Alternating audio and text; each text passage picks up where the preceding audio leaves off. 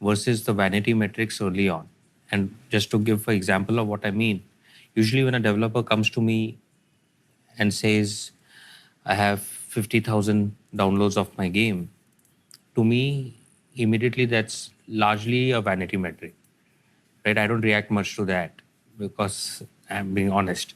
The downloads may mean nothing. But if the developer comes and tells me my D1 retention is 40%, my D7 retention is 20%. D7 being? Day 7. Day 7. The retention of these. Suddenly my eyes will start lighting up, right? I'll be telling my BD team, okay, meet this developer. Do you have a mechanism where young people can come pitch you games to all of you guys? Yeah, absolutely. So we launched something called Nazara Publishing now, which is actually meant to help developers because we really believe that Make in India is a big opportunity for Indian developers, for India and for the world, right? So we of course have to have that, and we do have that. So how does someone pitch Nazara Publishing? They come to publishing.nazara.com and fill in an application form. Nice. Do you guys have that too at Crafton? Yeah, Leela? we do. We don't. Yeah. I mean, they are more like a pure core. We're focused on Building only the one game. or two games, so we can't make anything else. What is the biggest hurdle you're facing in building the game that you are right? Talent. Yeah. Yeah. Because you're in India?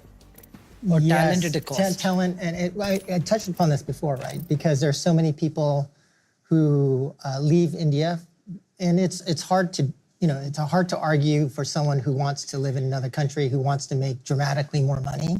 Why would you want to stay in India? But if the games are going to compete in the same Hard to market, argue for someone who one wants could to live argue in that another you could country pay who them the wants to same make amount of money. Once we're profitable, sure.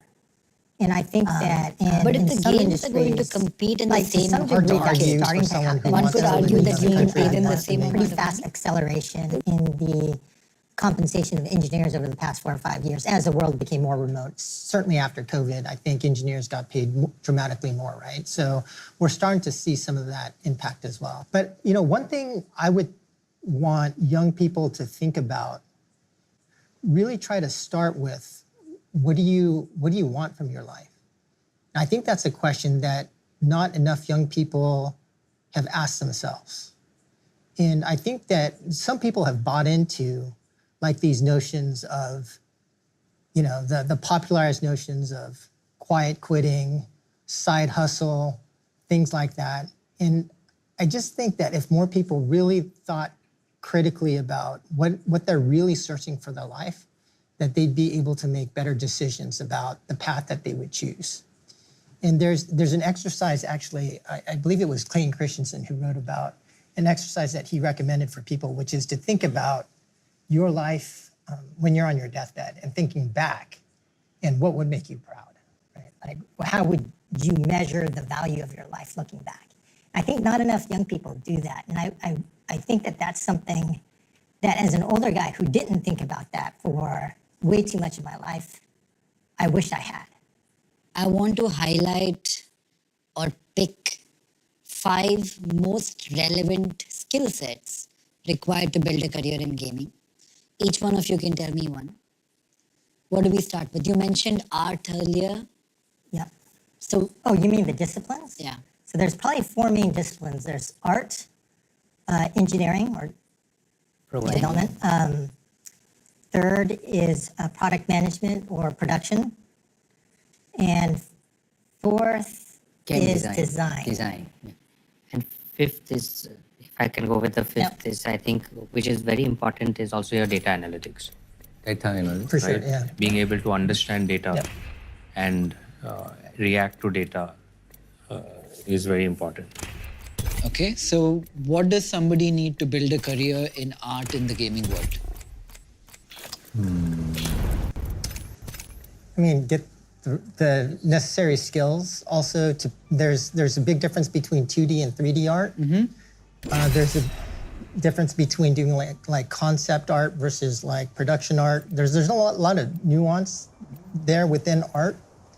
So give me, okay, let's say there's 3D art, there's 2D art. Yeah. And then within that, there's also like, are you focused on characters or are you focused on environment? I will Okay. find them. The truth. And how does somebody learn how to make 2D art, 3D art, character, or Usually environment. there's schools for that. For example, I don't know the name of the India, it schools would in be India. something like an arena animation or something. and how much does somebody working in the art side of gaming make as a starting pay? Not much. Art is lower side. Art is It's lower the side. lowest. Yeah, But depends who the consumer is. Just but lower side is how much? In India. I would say the very lowest I've seen is like 5 lakhs or less, Per year. Entry level. entry level. Entry We're level. talking entry level. 5 lakhs a year. And you also mentioned, Joseph and Nitish, actually, that AI might make this entire section Disrupt. redundant very fast. It might be. Yeah. At least the lower or mid level to mid level. Maybe very senior or maybe someone at the like who can make some direction. Maybe but then they can be replaced by some game designer. Yeah, I mean, I don't know if you guys have checked out Sona.ai, but like if you haven't, you absolutely should. You just give it like some descriptions, it'll automatically create music. And you can see that where that is today in 2 to 3 years, we could be living in a world where most of the music we hear is AI generated rather than generated.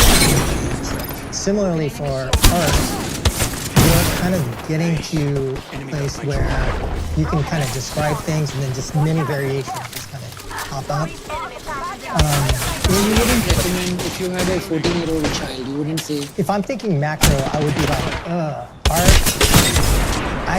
I'd probably, unless you really had a very specific skill, because I think ultimately masters at their craft are masters at their craft. But otherwise, I would probably avoid it. so you're swimming against the tide in art. Yes, and maybe in an engineering too, because What is the engineering breakdown? so I would say there's more of a linear in engineering. I would say, except for you're generally thinking in terms of front end versus back end. And in the front end, you're generally going to be working with one of the 2 primary game engines, Unity or Unreal. And so you would learn either C# or C++, depending on which engine you use. And then for back end, so the front end means like the thing you actually play, right? The combat, the characters that move around, all the functionality. Like the UI in a way. All that stuff. That's included there. And then the back end is like when you're saving your stats to the back end server, the net code so that you can play against other players, all the stuff you kind of don't see but makes the game operate in the back end. So then generally speaking, you have engineers oriented around one of those 2, either front end or back end, but you also have some full stack guys. So you would go C#, learn how to use Unity, Unreal, and become really proficient in that. Yeah, I would probably recommend, for India for right now, Unity C#, but later I would recommend C++, Unreal. Unreal's starting to take over, but in the long term, if current trends continue, Unreal is likely the engine of choice in the not too distant.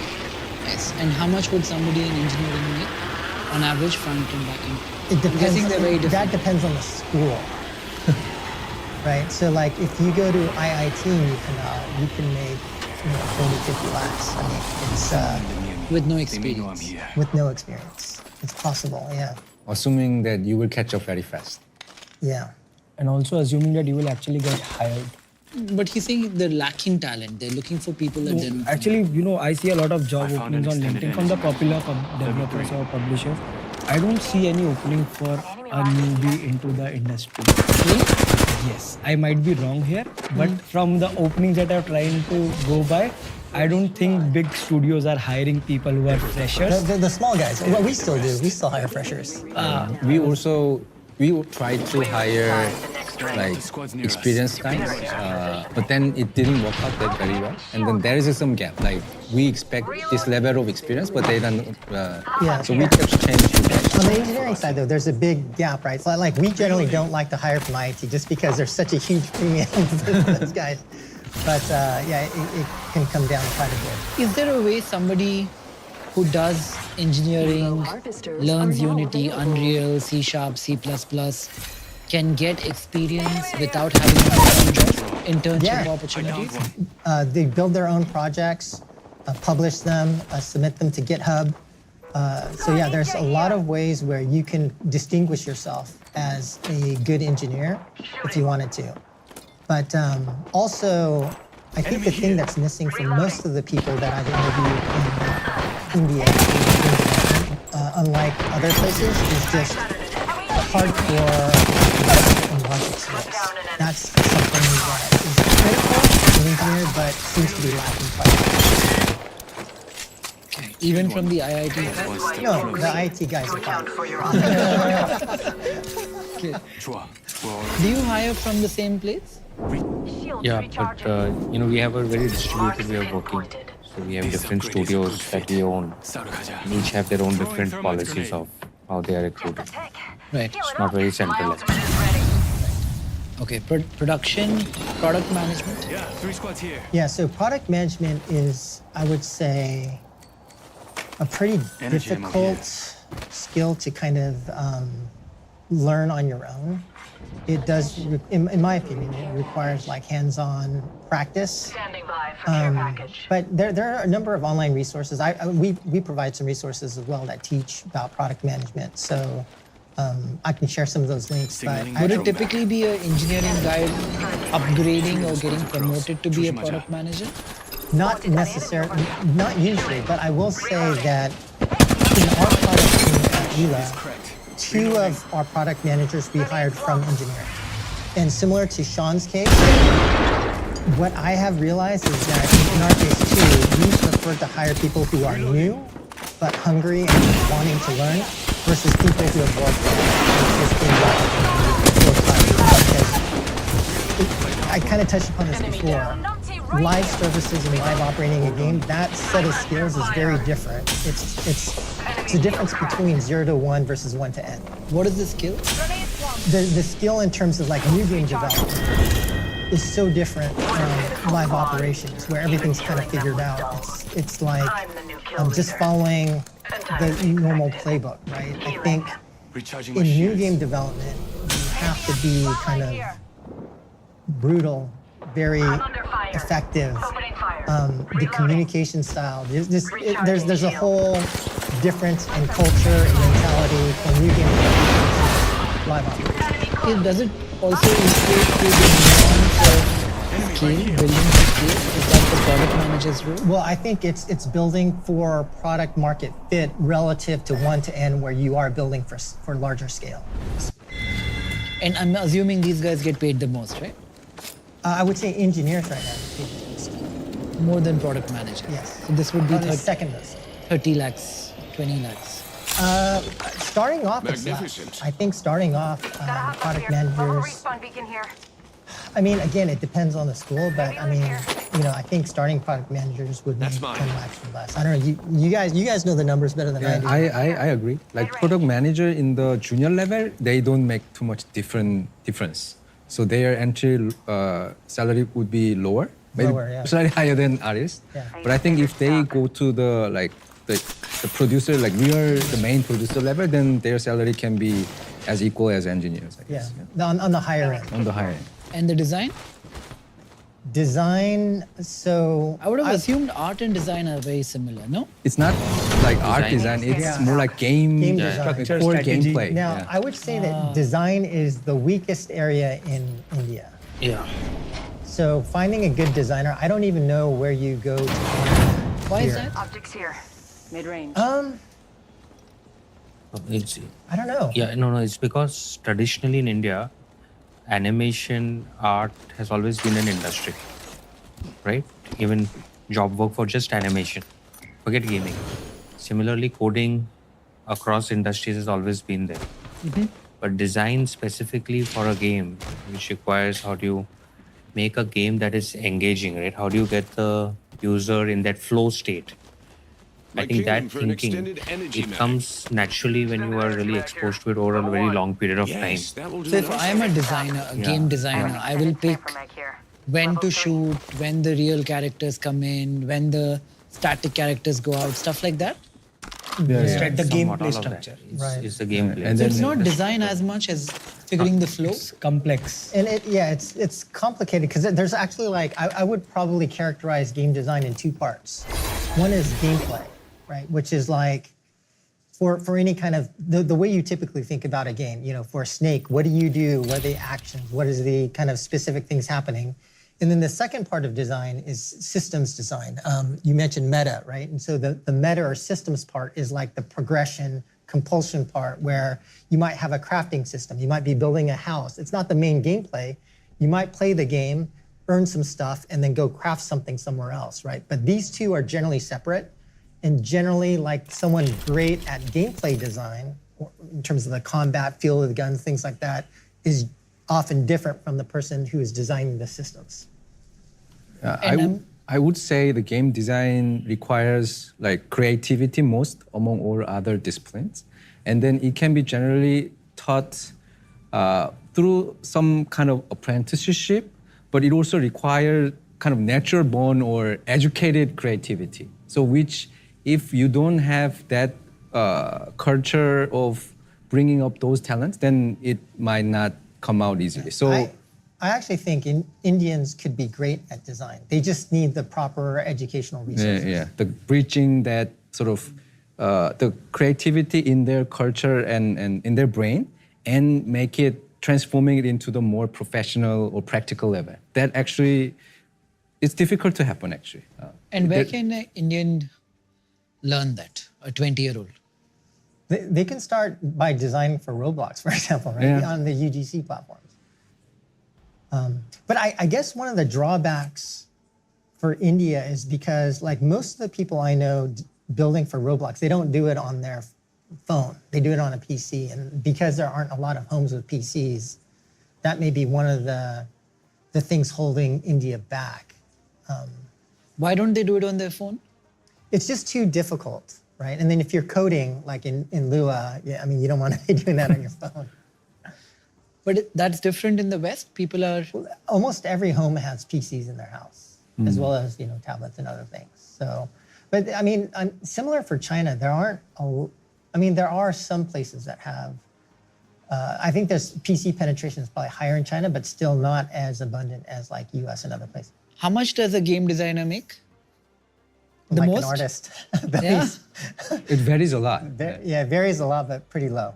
Yeah. Maybe around what an artist makes, slightly higher, but not much. Like as much as the art guy? And a little bit more, tiny bit. 8. 7, 8. For Entry. For entry, less than 8. Yeah. But that's surprising because this seems like the most critical part of the But entire... that's because they don't have, like, if you were a really good game designer, then sure, you could make a lot more. Yeah. And I have seen like creative director who actually set the direction of the core gameplay and even certain part of the out game elements. They are maybe as equal as co-founder or founder in terms of stock options or incentives they get from the success. I mean, gaming's a creative field, Yeah, so yeah, there's certainly potential for high payouts. Data analytics? What does he do? It's all about looking at the underlying data that is being generated by our game. For example, what are the data points? Retention is one of the biggest ones. For example, if 100 people played your day on the first day, when they downloaded the game, how many came back the next day? Now, once you know that 40 came back the next day, which is a good retention generally, you lost 60. Then you need to get into your game data and see what are the drop-off points. Where am I losing these users or these players, right? Are they launching the game and dropping off from the main menu of the game without playing anything?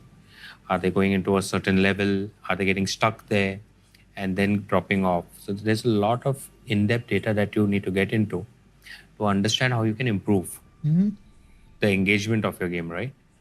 So I think no game can, unless it's just a hit by itself. And by how does fluke. somebody learn that? Inculcate that skill? I think it's... Is it college? data Is it... and, no, of course, it's you need to have a very strong grip on numbers. How do you and get that? I'm assuming Maths. you're strong in maths, etc. There is Khan a, Academy. It's also an aptitude to Khan data and Academy numbers, teaches good right? maths. Yeah, and it's Yeah, it's good. basic aptitude and interest in data and numbers. Where do you hire your data analytics guy?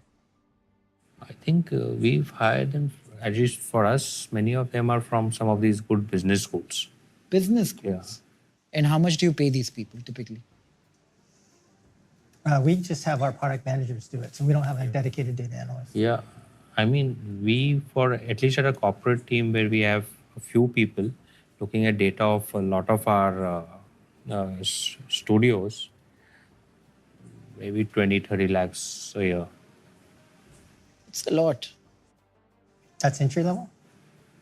No, I mean, we don't have entry level. At corporate, we have like 6 people looking at Yeah, data. but I think so- if I were to bring it down to entry level, I would assume it would be around 10, right? Yeah. And yeah.